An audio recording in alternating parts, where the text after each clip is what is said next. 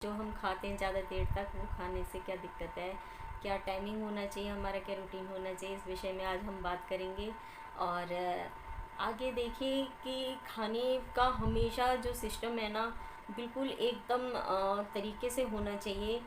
चाहे आप रूखी रोटी खा रहे हैं, मतलब नहीं है इस चीज़ से कि तरह तरह की सब्जियां होनी चाहिए या तरह तरह की पकवान, जो भी सब कुछ है ये सब चीज़ें होनी चाहिए।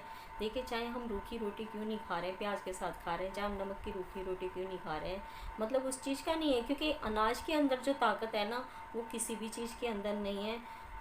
रोटी अगर हम खाली रूखी रोटी भी अगर हम खाते हैं ना, तो उस रोटी से बड़ी ताकत, आप मैं कहती हूँ आप कुछ भी खा लीजिए, लेकिन अगर आप रोटी नहीं खाएंगे ना, तो आपके शरीर में वो ताकत कभी भी नहीं आएगी जो एक अन्न खाने से आती है, रोटी खाने से आती है। बिल्कुल अंदर के शरीर की जो मजबूती मिलती है ना हमें, पूर्ण तरीके से वो रोटी को खाने के बाद ही आती है।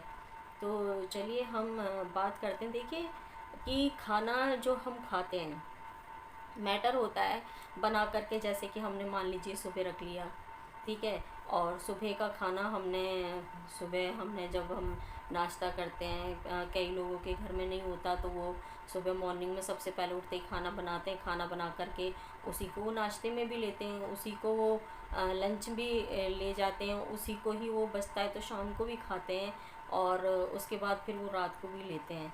आप जानते हैं कि ये आपके शरीर के लिए कितना खतरनाक है। जी हाँ, देखिए हर चीज़ का एक अपना टाइमिंग होता है। अगर उस टाइम के रहते हुए अगर उस समय का हम वो नहीं करते ना सदुपयोग, तो फिर हमें हमेशा हर चीज़ दिक्कत ही देती है। आप कुछ भी किसी भी चीज़ को उठा के देख लीजिए, तो हमेशा जो खाने का जो सिस्टम होता है, ठीक है, वो होता है कि 48 मिनट, जी हाँ 48 मिनट ओनली, 48 मिनट आपको मिलते हैं।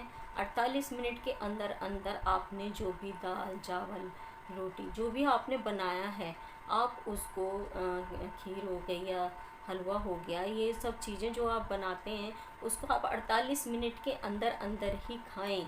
बाकी 48 मिनट के अगर बात की जाए तो वो जानवरों के लिए भी अच्छी नहीं मानी जाती, क्योंकि उसके जो पोषक तत्व होते हैं वो 48 मिनट के बाद ख़त्म हो जाते हैं।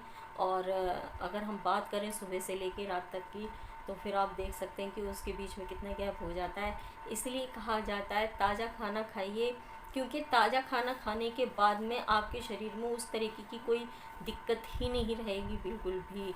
जो आपको ताज़ा खाने से दिक्कत जो मतलब ख़त्म होती हैं, अगर आप इस तरीके से रखा हुआ खाना खाएंगे, आप उस इंसान को देख लेना, और एक इंसान जो ताज़ा बना हुआ तुरंत बना हुआ खाना खाता है, आप उस इंसान को देख लेना।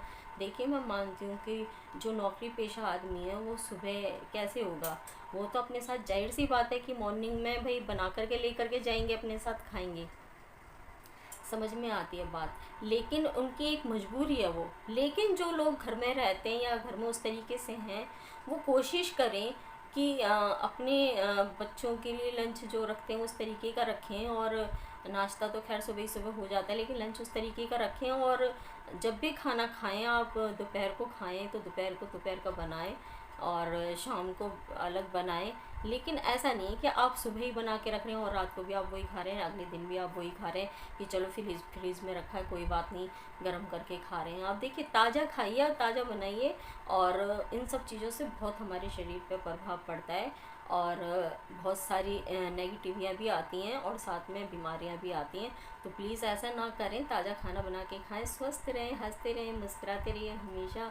मैं फिर मिलती हूँ नेक्स्ट वीडियो में, और जब तक के लिए स्माइल देते रहिए बिल्कुल, और खुश रहिए, जब तक क्यों हमेशा स्माइल देते रहिए। जय साई राम।